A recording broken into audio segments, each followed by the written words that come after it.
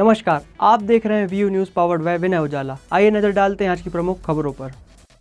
तस्करी के शक में ईरान में 2 कोरियाई नागरिक गिरफ्तार। चीनी जल विद्युत प्रोजेक्ट में घटिया सामग्री इस्तेमाल करने का आरोप। यूरोपीय संघ के रक्षा फंड में शामिल हुआ कनाडा, अमेरिका से बढ़ रही दूरी। अमेरिका, ब्रिटेन समेत 15 देशों का चीन पर मानवाधिकार हनन का आरोप, रिपोर्ट पर जताई गहरी चिंता। पाकिस्तान सरकार ने रावलपिंडी में धारा 144 लगाई, रैली जुलूस निकालने पर रोक। बांग्लादेश की पूर्व पीएम खालिदा जिया की हालत गंभीर, पीएम मोदी के चिंता पर बीएनपी ने जताया आभार। कुवैत हैदराबाद इंडिगो फ्लाइट को मिली बम से उड़ाने की धमकी, मुंबई एयरपोर्ट पर कराई गई इमरजेंसी लैंडिंग। मणिपुर में सुरक्षा बलों ने 54 एकड़ अफीम की खेती की नष्ट। भारत ने विश्व कौशल एशिया प्रतियोगिता में हासिल की 8वीं रैंक। आधार का नया ऐप इसी माह होगा लॉन्च, अब तक 18 लाख से ज्यादा लोग कर चुके हैं डाउनलोड। देश में बढ़ रही दिमाग से जुड़ी बीमारियां, हर तीसरा परिवार किसी न किसी न्यूरो समस्या से परेशान। चक्रवात तबाही, पीएम मोदी ने श्रीलंकाई राष्ट्रपति से बात कर मदद का दिया भरोसा। महाराष्ट्र में आज पहली चरण की वोटिंग, महायुति और एमवीए की सीधी टक्कर, 264 निकायों में कड़ा मुकाबला। आतंकी उमर के साथी आमिर की एनआईए हिरासत 7 दिन और बढ़ी, 16 नवंबर को हुई थी गिरफ्तारी। नगरीय विकास योजना 2026-27 तक जारी, 500 करोड़ का अतिरिक्त बजट मंजूर, सीएम यादव का निर्णय। किसानों के मुद्दों पर कांग्रेस ने सरकार पर किया प्रहार, चिड़िया चुग गई खेत की झांकी के साथ पहुंचे विधायक। विश्व कप विजेता टीम की खिलाड़ी स्नेहा राणा महाकाल पहुंची, पुनीत इस्सर, बिंदु दारा सिंह और सिद्धार्थ इस्सर भी भस्म आरती में हुए शामिल। उज्जैन में सड़क हादसे में ड्राइवर की मौत, पैदल सड़क पार करते समय हुई दुर्घटना। सिंहस्थ महाकुंभ शैव और वैष्णव अखाड़ों में विभाजित, स्थानीय अखाड़ा परिषद भंग। इंदौर में 27 साल के युवक को बीच सड़क आया साइलेंट अटैक, हुई मौत। इंदौर में अंतर्राष्ट्रीय गीता महोत्सव के तहत मुख्यमंत्री डॉक्टर मोहन यादव ने गीता भवन की नई लाइब्रेरी और सभागृह का किया लोकार्पण। इस कार्यक्रम में लाखों बच्चों ने एक साथ गीता पाठ कर बनाया रिकॉर्ड। इंदौर के राजवाड़ा परिसर में अंतर्राष्ट्रीय गीता महोत्सव के तहत सोमवार शाम मुख्यमंत्री डॉक्टर मोहन यादव ने गीता भवन गोपाल मंदिर में बनी नई लाइब्रेरी और आधुनिक सभागार का लोकार्पण किया। उन्होंने मंदिर में दर्शन किए और कार्यक्रम को संबोधित करते हुए कहा कि उज्जैन और इंदौर के गोपाल मंदिरों का इतिहास बहुत सम्मानित है। यहाँ के चांदी के द्वार हमारी संस्कृति का प्रमुख प्रतीक है। मुख्यमंत्री ने बताया कि गीता का हर अध्याय जीवन को सही दिशा देता है। गीता जयंती पर लोकार्पित भवन में धार्मिक प्रवचन और नए कार्यक्रम होंगे। इस मौके पर प्रदेश भर के 3 लाख से ज्यादा बच्चों ने एक साथ गीता पाठ कर रिकॉर्ड बनाया। संस्कृति विभाग ने 88 लाख रुपए के पुरस्कार भी दिए। आज इंदौर के अंदर अद्भुत अवसर है। 1832 में बनाए हुए गोपाल मंदिर में आज गीता भवन एक नए रूप में लोकार्पित है और पवित्र गीता जयंती के अवसर पर अब यहाँ पर हमारे लिए सभी प्रकार के धार्मिक प्रवचन, सामाजिक समसामयिक विषयों पर चर्चा करने के लिए शहर के अंदर ये अत्यंत लोकप्रिय और अच्छे स्थान पर प्राचीन वैभव और गौरवशाली विरासत यशवंतराव जी महाराज के जमाने की कृष्णाबाई महाराजा यशवंतराव प्रथम की जो धर्मपत्नी है, उनकी विरासत को यशस्वी प्रधानमंत्री के स्मार्ट सिटी प्रोजेक्ट के अंतर्गत आज इसका लोकार्पण ये अत्यंत मनोहारी भी है, मन को सुकून देने वाला भी है। इस अवसर पर कलाकृतियों की प्रदर्शनी है, लाइब्रेरी है, सभागार है, वो सब है जो चाहिए। काले पत्थरों का अद्भुत नक्काशी का ये मंदिर, लकड़ी का स्थापत्य का अद्भुत प्रमाण, ये हमारी उस गौरवशाली अतीत को, जो मराठा, होलकर, सिंधिया उस वंश को याद दिलाता जो महाराजा शिवाजी ने प्रारंभ किया था। मेरी अपनी ओर से बधाई। भोपाल विधानसभा क्षेत्र में किसानों की समस्याओं को लेकर कांग्रेस विधायक ने किया जोरदार प्रदर्शन। चिड़िया चुग गई खेत की झांकी के जरिए सरकार पर लापरवाही के लगाए गए आरोप। भोपाल में विधानसभा के शीतकालीन सत्र के दूसरे दिन कांग्रेस विधायकों ने किसानों की समस्याओं को लेकर जोरदार प्रदर्शन किया। नेता प्रतिपक्ष उमंग सिंघार के नेतृत्व में पहुंचे विधायकों ने चिड़िया चुग गई खेत की झांकी दिखाकर सरकार को किसान विरोधी बताया। सिंघार ने कहा कि सरकार कमीशन खाकर मोटी चिड़िया की तरह हो गई है और किसानों को पंजीयन के नाम पर लाइन में खड़ा कर रही है। किसान संघ के अध्यक्ष दिनेश गुर्जर ने कहा कि किसानों को बीज, खाद और फसलों के सही दाम नहीं मिल रहे हैं। अतिवृष्टि का मुआवजा भी लंबित है, इसीलिए कांग्रेस ने यह सांकेतिक प्रदर्शन किया। किसान को वेट एंड वॉच कराना चाहते हैं कि क्यों कि किसानों ने ये सरकार बनाई है। लेकिन किसान को मैं कहना चाहता हूँ, प्रदेश के किसानों को, ये हम आपकी लड़ाई लड़ रहे, आपकी आवाज को यहाँ तक पहुँचा रहे, लेकिन ये सरकार आपकी बात नहीं सुनना चाहती। ना आपको भूमि अधिग्रहण के 4 गुना आपको पैसा देना चाहती, न कपास के मॉइस्चर के अंदर जिस प्रकार से घोटाला हो रहा है वो नहीं बात करना है। कल किसान बैठे रहे खलगाट के अंदर, क्षेत्र के अंदर, लेकिन आज वहाँ पे 4 जिले के किसानों की बात नहीं सुनेगी। आश्वासन दे के सरकार टालती है कि इसीलिए ये हमने एक सांकेतिक रूप से ये चिड़िया चुग गई खेत, किस प्रकार से प्रदेश के किसानों को चिड़िया सरकार बन के मोटी हो गई है कमीशन खा के, वो किसानों के खेत चुग रही है, किसानों की राहत नहीं मिल रही।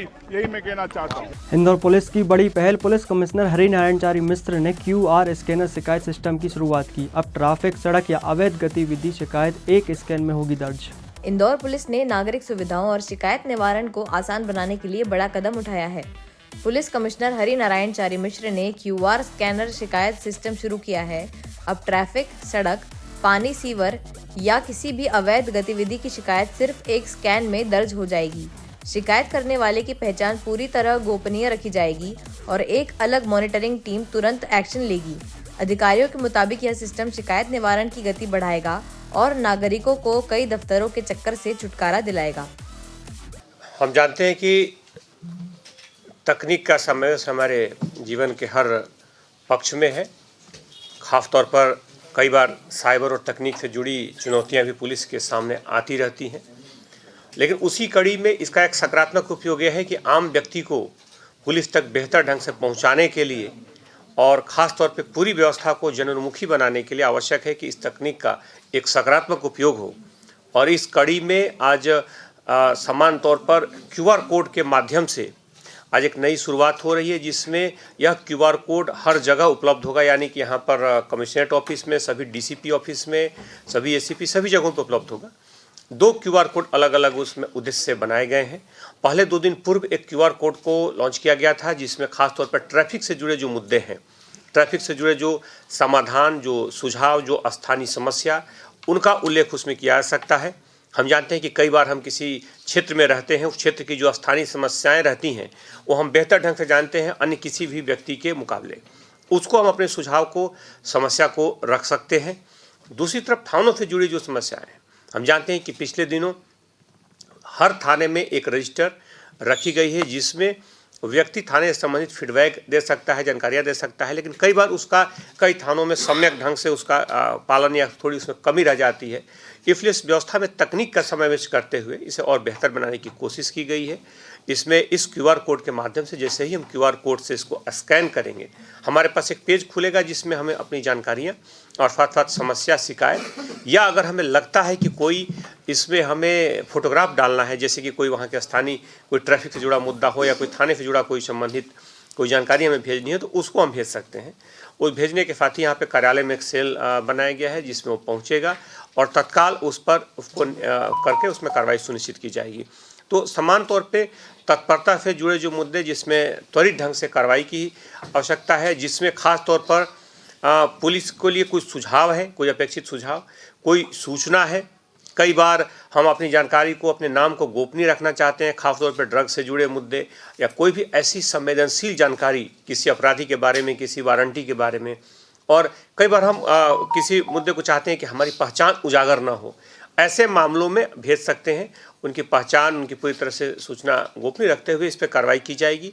खासतौर पे पूरी प्रक्रिया को ज़्यादा पारदर्शी, ज़्यादा बेहतर, ज़्यादा जनोन्मुखी बनाने के लिए यह QR कोड शुरू किया जा रहा है, जिसमें QR कोड के माध्यम से अपनी बात, अपने सुझाव, अपने परामर्श को हम रख करके और पुलिसिंग को ज़्यादा बेहतर और सशक्त बनाने में सहभागी बनेंगे। उज्जैन में आज प्रातःकालीन भस्म आरती के दौरान कई जानी मानी हस्तियों ने किए महाकाल के दर्शन। अभिनेता पुनीत इस्सर, बिंदु दारा सिंह और महिला क्रिकेटर स्नेहा राणा भी रहीं शामिल। प्रातःकालीन भस्म आरती में आज कई जानी मानी हस्तियों ने भगवान श्री महाकालेश्वर जी के दर्शन किए। प्रसिद्ध अभिनेता पुनीत इस्सर, बिंदु दारा सिंह, सिद्धार्थ इस्सर, अमित पचौरी तथा महिला क्रिकेट विश्व कप विजेता टीम की सदस्य स्नेहा राणा ने पावन दर्शन का लाभ लिया।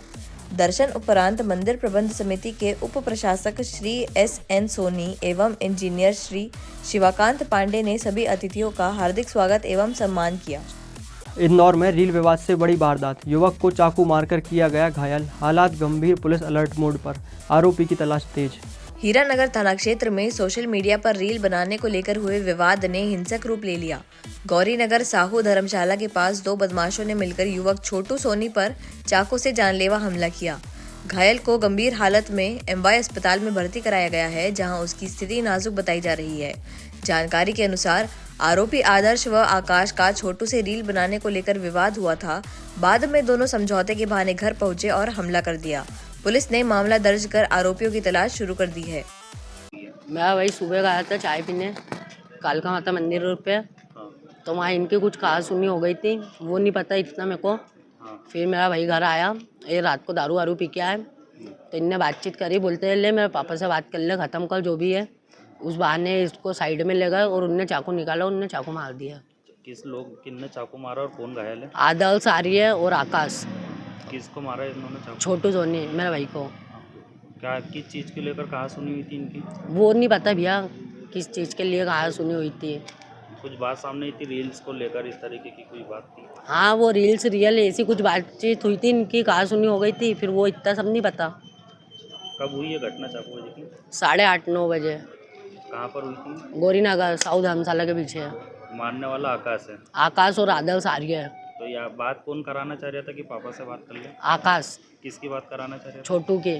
छोटू की समझौता कर ले? हाँ। और जब भी चाकू मार दिया? हाँ। अभी क्या स्थिति तुम्हारे भाई की? गंभीर है, इलाज रहते हैं उसका? हाँ। इंदौर के लसुड़िया थाना क्षेत्र में युवती से दुष्कर्म का मामला आया सामने। एक आरोपी गिरफ्तार, दूसरा फरार, पुलिस जांच में जुटी। लसुड़िया थाना क्षेत्र में एक युवती से दुष्कर्म के मामले में पुलिस ने कार्रवाई तेज कर दी है।